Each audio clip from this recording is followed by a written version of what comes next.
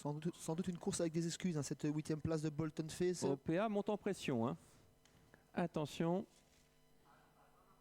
Alors que le starter appelle tout le monde au départ. La voiture va se mettre en route. Et Xavier, la Kazakh de Costello qui s'est déjà imposée aujourd'hui, il me semble. C'est la même que Illimani Montana. Oui. Bon, c'était non premium. Hein. Voilà. On a eu 4 courses entre la finale du Tour européen et cette 6e épreuve, bien sûr. OPA, suivez-la, c'est la favorite. Elle est au centre derrière la voiture. Elle vient en retrait. C'est celle qui a un petit liseré blanc sur le nez. Assez facilement reconnaissable. Anna n'a été que devant aujourd'hui. Elle a pris la tête avec Cyril Datom. Elle a pris la tête avec la jument qui a gagné juste avant cette épreuve, Hermine Duris. Marco de Brucom a gagné caché. Ouais, c'était double sulky. Voilà, c'est sûr, ça ne compte pas vraiment. C'est pas comparable.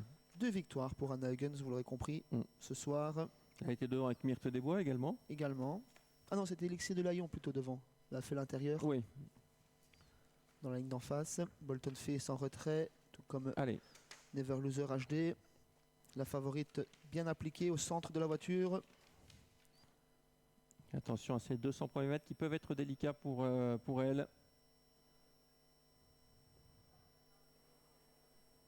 Voilà, c'est parti à l'instant dans cette épreuve avec le bon départ pour le numéro 5, alors qu'on est au galop avec le 4. Malheureusement, ces 200 premiers mètres.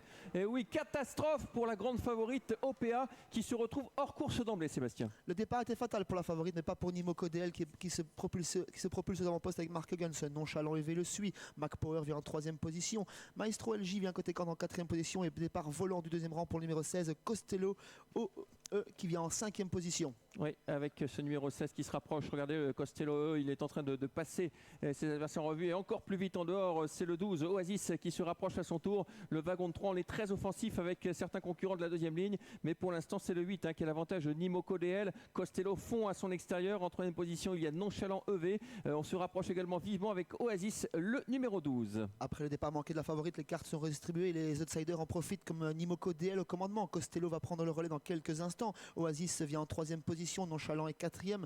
Mac Power 5e. Suivi par Never Loser HD. Lui-même suivi par Bolton Face en 6-7e position. Il avait gagné en progressant tout à fait en dehors la première course qu'il avait disputée en Belgique. Cette fois, il a tête et corde. Costello en tête. Oasis vient à son extérieur. En 3e position, il y a le numéro 8, Nimoco DL. Suivi par le 7, Nonchalant EV. Le 5 en dehors, Mac Power. Changement de leader avec cette fois Christophe qui prend la tête avec Oasis. Encore un nouveau leader pour entamer le dernier tour de piste. Et il n'y a pas beaucoup de temps mort depuis le départ avec Oasis au commandement. Nimoco DL qui attaque à présent. Costello vient en 3e position. 4e place pour Nonchalant EV. Mac Power est 5e. Maestro LJ 7e. Never Loser HD 8e.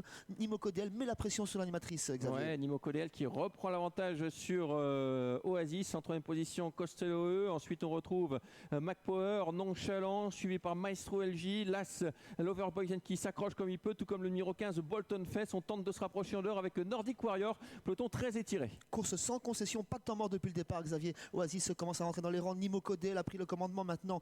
Costello est sorti. Mac Power vient en 3e position. Maestro LJ s'annonce pour les places et Nordic Warrior tente quelque chose tout en dehors. Nimoco DL, Oasis et Costello côte à côte. Ouais, le 8 qui a l'avantage toujours, Nimoco DL, le 16 à l'extérieur, Costello E. Ensuite, on retrouve le numéro 2. On vient très vite maintenant avec Nordic Warrior, mais en 4e épaisseur, le tournant final avec toujours Nimoco DL qui tient en respect pour l'instant Costello qui va passer à l'offensive. Ensuite, on se rapproche avec le numéro 2, Maestro LJ. Attention à Nordic Warrior qui finit fort, sans doute en extérieur. Les chevaux avant-poste n'ont pas ménagé leurs efforts. Il va falloir aller au poteau maintenant avec Costello qui est très sollicité. Maestro LJ qui s'annonce pour la victoire. Un extrême outsider, Nimoco DL qui semble fatigué côté corde et Nordic Warrior au centre. Oui, avec Costello qui a toujours l'avantage, mais attention à Maestro LJ qui vient de plus en plus fort avec côté corde.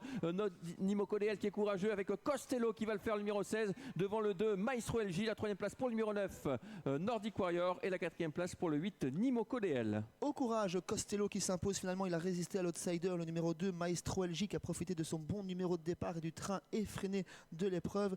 3e place pour le numéro 9, il me semble, Nordic Warrior. Oui. 4e place pour le numéro 8, Nimoco DL qui a été très courageux également. On va revoir les 300 derniers mètres, la dernière ligne droite. Ouais, alors petite explication sans doute de la contre-performance d'Oasis. J'ai vu Christophe longtemps se pencher sur la roue de son sulky. Je pense qu'il a déjanté.